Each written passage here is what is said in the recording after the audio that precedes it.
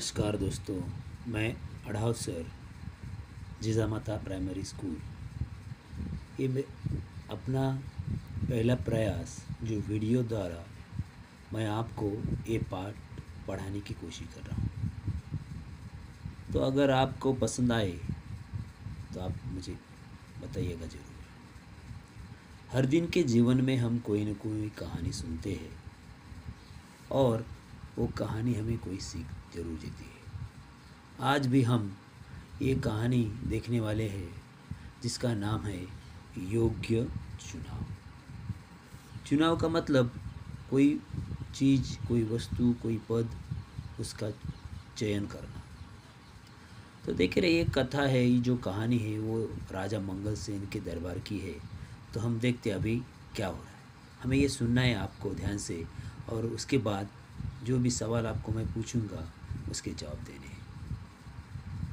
राजा मंगल सेन के मंत्री जगत राम बूढ़े हो चुके थे। उन्होंने राजा से स्वयं को सेवा मुक्त करने की विनती की। राजा मंगल सेन ने कहा, आप पहले अपने जैसे सेवाभावी, परोपकारी और ईमानदार मंत्री का चुनाव कर लीजिए, तभी आपको सेवा मुक्त किया जा सकता है। जगत राम ने आदेश दिया, राज्य में ढिंढोरा पिटवा दो कि राज्य के नए मंत्री का चयन अगले गुरुवार को किया जाएगा। इस पद के इच्छुक 11 बजे राज दरबार में पहुंचे। हरकारे गांव गांव ढिंढोरा पीटने लगे। अभी ये जो पहले 10-12 पंक्तियां मैंने जो पढ़ी है अभी, तो इसका सारांश ये है कि राजा मंगल सेन के राज्य में जो मंत्री थे जगत राम, उनकी उम्र हो चुकी थी और अब आप सब जैसे जानते हैं, उम्र होने के बाद उसकी जगह नए मंत्री को और नए चीज़ को हम बढ़ावा देते, उनकी जगह उनकी नियुक्ति करते।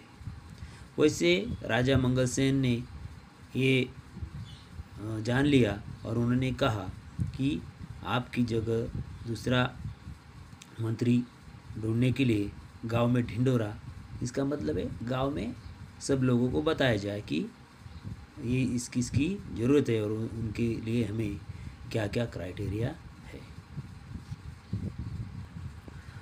उसके बाद चयन वाले दिन राज दरबार की ओर जाने वाले मार्ग पर सुबह से ही नवयुवकों की भीड़ लग गई थी।